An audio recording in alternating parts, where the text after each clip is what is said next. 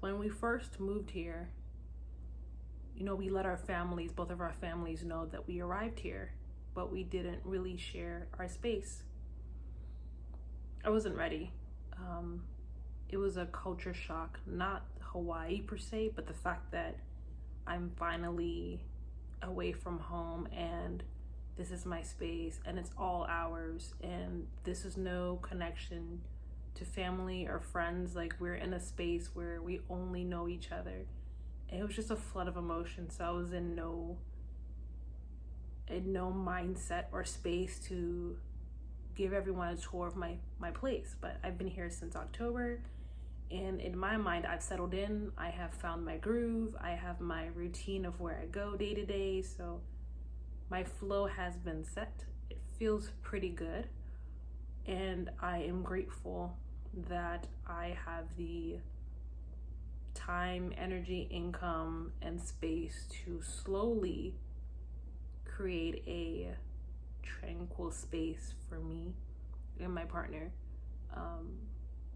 Gratitude, because I remember living with family members, and I'm so grateful I had that opportunity. But you know how that goes when you have just your room and your room is crowded and it's cluttered because you do all that living in your bedroom. You're eating, you're sleeping, you're studying. You go out, but you keep coming back to your one room.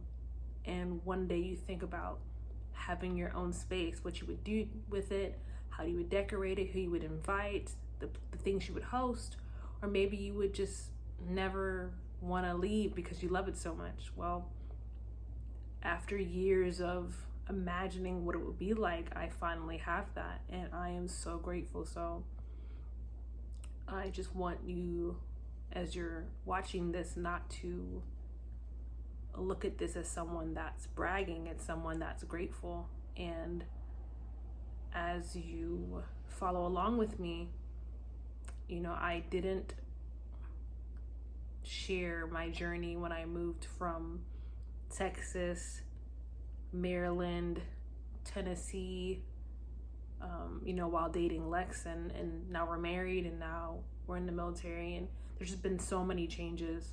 I didn't share that journey, but I'm sharing it now, because it takes a lot of vulnerability to say, hey, this is me and this is where I am, but I'm ready now.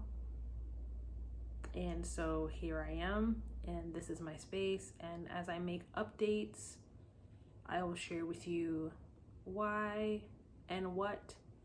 But I think every decision I make, it comes with this lesson and this thought process. A couple of the items in my home are completely free, and I'm grateful for the people that donated the things they no longer need. Some of the items are from thrifting, online markets like Facebook Market, or I'll find some from Craigslist, wherever. I'm looking for the most thrifty way to purchase everything, because why should I pay full price for anything? So yeah, that's how I'm feeling. That's how I'm living.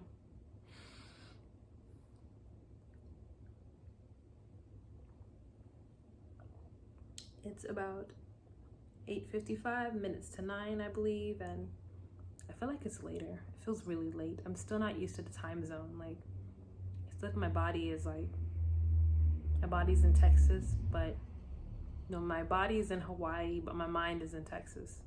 It's been really hard to make that total transition, so it's gonna take me a while. This is the first piece of art that I purchased for the apartment.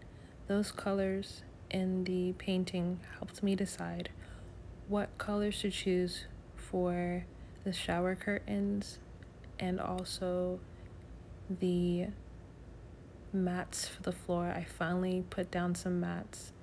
I was happy with the floor, but I really wanted to add in a darker color to resemble like the navy blue and the purple in the portrait. So it worked out perfectly, and they're not disgusting. They're comfortable, and I'm really happy about it.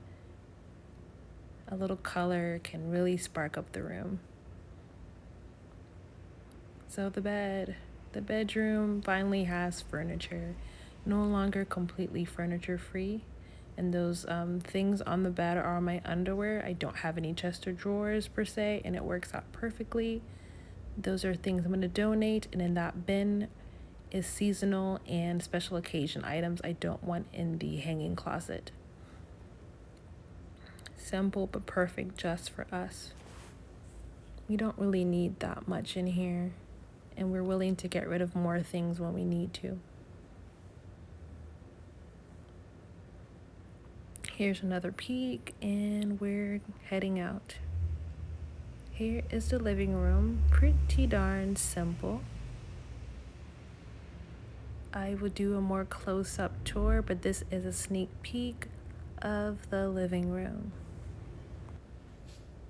So I do most of my everything in this space. I will do recordings, I will make phone calls, meetings, Zoom meetings. I do my homework, and I eat using that small table. I don't know what kind of table you call it, but I'm so happy I found it at a thrift store.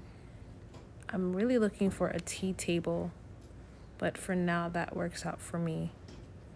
So just moving my computer and my study materials out of the way because I'm about to grab my sleeping bag.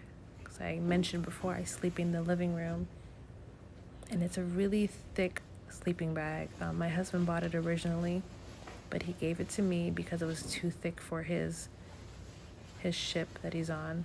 So that works out for me. The most comfortable sleeping bag I've ever used, and I'm able to just sleep on the somewhat thin carpeted floor, not even that one in the middle. And that's a free carpet I got, so I'm really grateful for that carpet. So this is what I sleep on. I don't usually sleep on pillows anymore. I just roll up some plush blankets, and it works out for me. Now, there are a couple times where I wake up in an uncomfortable spot, but I just adjust myself and I am good to go. And for someone that has scoliosis, this is a huge thing for me. I'm actually really happy that I'm satisfied with that. So I'm just dimming the lights so I can get my mind and my body ready to wind down a bit. But I'm just showing you the small changes this living room has undergone. If you'd like to know more, if you're curious and you're thinking, what is this girl about to do with her space? Subscribe, stay tuned for more.